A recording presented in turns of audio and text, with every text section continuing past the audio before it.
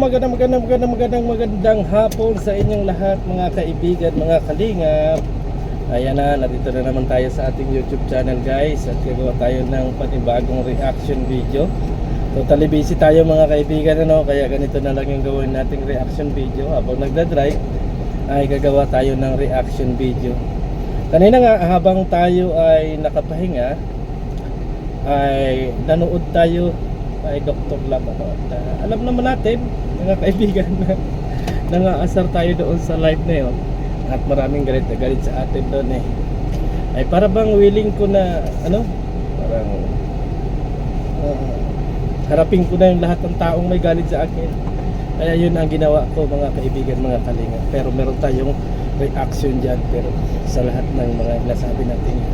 Pero bago yan ay shoutout muna kay Kuya Bal Santos Matubang, Kalinga Prab and Ate Edna.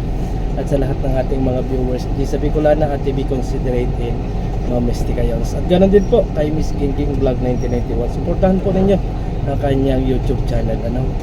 So ito na nga mga kaibigan, ano, kung kagabi doon tayo ng asar kay Ate Glo. At binigyan naman tayo ng jacket ni Ate Glo doon. Kaso lang ang mga viewers galit na galit sa atin. Ay thank you pa rin kay Ate Glo kasi binigyan tayo ng jacket para hindi tayo ma-hide ng kanyang mga moderator, ano. At sabi ko nga sa inyo mga kaibigan, itinatanong ko nga sa aking sarili kung bakit nagkakaroon talaga ng away, ano mga kaibigan. So dahil sa pira, nagkakaroon ng awayan sa pira mga kaibigan, no? At nagkakaroon nga ng sagutan. So doon sa live ni Dr. Lab, ang naging topic niya doon kasi mga kaibigan, mga kalinga, na siya ang bumuo ng Team Guapa, pero hindi niya intention na makipagbakbakan kasi ayaw din niya na magkaroon ng kaso. At ang punto niya doon mga kaibigan, mga kalingap, kaya siya ay gumawa ng Team Guapa ay para sa charity, hindi para sa away, ano. Kaso lang yung iba ay kumampi nga kay Kapiso, natawa si Nini, mantik kay Kapiso. At doon na nagkaroon ng gulo mga kaibigan, nagkaroon na ng gulo. Talagang matindi yung mga kasaringan at matindi-tindi yung mga nagiging bangayan mga kaibigan. So doon mga kaibigan, sa ating mga natandya ay may point doon si Dr. Lab kasi nga ano yung mahihita ng grupo ninyo kung kayo ay makikipag-away. Ngayon, ang sabi naman ng mga viewers doon na iba, sino daw ba talaga ang tunay na nakikipaglaban? Anong nakipaglaban daw talaga para sa lahat ay si Kapiso. At ang sabi naman ng iba, ang talagang nakipaglaban ay si Dr. Lab at si Redsen. Ay kung ako ang tatanungin mga kaibigan, mga kalingap, totoo naman na si Dr. Lab yung nakipagbakan dyan. Kaso nga lang, tinalo si Dr. Lab. Tinalo kasi ginawa ng kabila, pumasok. Oo, pinagtatanggol niya ngayon kasi para daw sa kalayaan. Pinagtatanggol niya para daw sa kalayaan ng isa. At tinatanong nga nung isa ni Kapngipin na si B daw ba ay Team Guapa? Oo. Ibig sabihin mga kaibigan, mamimili na ngayon dito yung idol ninyo kung saan talaga susuporta, kung kay Dr. Lab or kay Kapiso mga kaibigan. So maguguluhan ano. Kung dati ang kagawin ni Dr. Lab na inasabi nila ay ang Kalingap at nakipaglaban ng maigi si na Dr. Lab dyan at pinili ni B, ang problema ngayon mukhang mukhang hindi pipiliin si Dr. Lab, no, kasi mas sweet yung isa doon sa kabila, ano. At sa tingin ko parang mas masaya yung isa, mas masaya. So delikado to kasi alam naman natin mga kaibigan, mga kalingap, na kapag ang alam naman natin mga kaibigan, mga kalingap, na kapag ang tao ay masaya doon sa isang tao ay alam natin na siya na ang pipiliin dyan.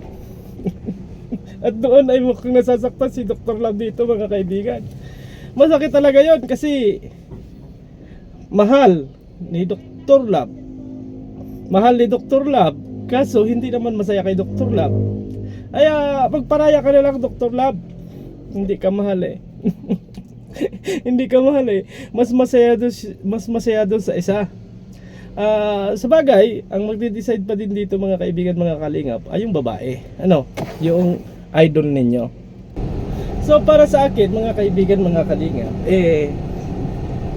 wag na lang pamiliin ni Dr. Lab kung sino ba sa kanilang dalawa. Kung sino ba sa kanilang dalawa ang pipiliin, kasi kitang-kita naman ang saya. Kahit hindi na ninyo tanungin, mga kaibigan, mga kalingap, ay mukhang mas masaya doon sa isa. Aray ko, ang sakit. Mukhang masaya yung isa doon sa bago. Kaya kung talagang mahal mo, Dr. Lab, yung alaga mo, mag-enjoy ka na lang, suportahan mo na lang. Kasi halata naman, Dok, na hindi na masaya sa'yo eh. Mukha naman na ano na talaga, walang-wala na talaga, Dok. Kaya mas mabuti pa na suportahan mo na lang at wag mo nang pamiliin siguro kung siya ba talaga ay team guwapa o kung ano ba ang team niya. Ano? Kasi masaktan ka. Tingnan mo na lang kung magiging maligaya siya sa pagdating ng araw doon sa pinili niya at doon sa taong masaya siya. Ano? Oo. Kasi sa tingin ko talaga, mga kaibigan, mga kalingap, ay masaya na yung isa doon sa kanyang ano. Kaya nga si Dr. Lab ay sabi nga niya, ako ay ako ang founder, ako ay nagsasabi lang ng pawang ano ng gusto ko at ayaw kong mapapahamak yung tao. Ganun talaga, mga kaibigan. Pagka mahal mo talaga, hindi mo ipapahamak. Ay nasa tao na yun, guys. Nado na yun sa inyong idol kung sino talaga yung marirealize niya na talagang kakampi niya at marirealize niya na hindi siya iiwan balang araw. No. Kung sa tingin niya sa ngayong panahon ay siya yung pipili, doon siya maligaya at doon siya masaya, ay hari nawa ay hindi siya iwanan pagdating ng tamang panahon. Ano? Hindi siya iwanan. Kasi dito kay Dr. Lab, masisiguro natin na hindi siya maiiwanan nito kasi magkalapit bahay lang sila eh. Na isisigurado natin na hindi maiiwanan. Hindi naman tayo nakampi kay Dr. Lab, pero isisigurado natin to na hindi talaga iiwanan si B ni Dr. Lab. Ay yung mga ano dyan, yung mga nagpapasaya ngayon kay B, sure ba kayo na hindi iiwanan yung idol ninyo pagdating ng tamang panahon kapag wala na ang lahat? Baka kunin lang yung ano, kunin lang yung dapat kunin at iwanan na rin. Yun ang masakit doon. No, yun ang masakit doon, mga kaibigan. So yung mga viewers na mga sumusuporta, ako magtatanong sa inyo, saan kayo gugusto, doon sa taong hindi kayo iiwanan kahit kailan, o doon sa taong gagawin lang kayong kasiyahan? Aray, may hugot pa itong laban na ito, mga kaibigan, ano? May hugot pa, may hugot pa. Pero sabi ko nga, mga kaibigan, kayo yung bahala kasi community naman ninyo yan eh. Nagkukomento lang ako about doon sa mga bagay-bagay. At inasabi ko nga, mga kaibigan, kung kayo ay gumawa ng grupo na for charity, bakit hinahangad pa ninyo na makipag-away, makipagbakbakan sa mga comment section? At bakit kinakailangan ninyo na makipagbardagulan dyan? Kung hangad naman ninyo ay pagtulong sa kapwa.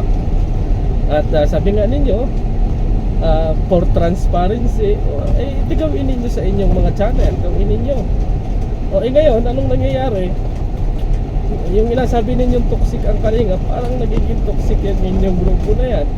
No, nagiging toxic. So, doon sa sinabi ni Kapiso kanina, mga kaibigan, na kung team guwapa ba talaga itong si Biancy o si B, abay, si B na makakapag-desisyon yan. So, sa bagay, malakas ang loob ni B ni Kapiso na magtanong kasi alam niya na sa kanya masaya eh. Alam niya na doon sa kanya masaya si B at hindi na masaya doon sa dalawa. Eh yun ang kalungkot kasi doon. Ipinaglaban ka, lahat ay ginawa sa iyo. At lahat ay ipinaramdam sa iyo na nandyan lang sila para sa iyo. Pero may dumating na kakaiba. At yun ang pinili. Yun ang pinili. At mukhang yun din ang pipiliin ng pamilya. Ay, giveaway na. Giveaway na daw. Hanggat hindi pa huli ang lahat. Hindi ka pa lubos na nasasaktan. Ay, move on ka na. Ganun lang talaga yan life. Hindi lahat ng iyong ipinaglaban ay sa iyo mananatili. At meron din siyang ipaglalaban na iba. Aray, ang sakit naman. Alam ko yung nararamdaman mo, Dok. Alam ko yun. Huwag ka nang magka-stress. Ang gawin mo, let's go. Try to move on. Yan ang inasabi ko sa inyo eh. Kapag inagaw mo lang ang isang bagay, aagawin din sa'yo. Pag kinuha mo yan ng sapilitan, kukunin din sa iyo ng sapilitan yan. Yan ang tandaan mo. Ibig sabihin, kung ano ang ginawa mo sa kapwa mo, yan din ang mangyayari sa iyo. Ganon lang yan mga kaibigan, mga kalingap. Maraming salamat and God bless. Sana po suportahan ninyo ang channel ng lahat ng mga nasa kalingap. Pasensya na kung gagawa tayo ng reaction video ay nagdadrive tayo para sa ganun naman ay maka-upload tayo mga kaibigan, mga kalingap. So hanggang dito na lang ang ating reaction video. Maraming salamat and God bless sa ating lahat.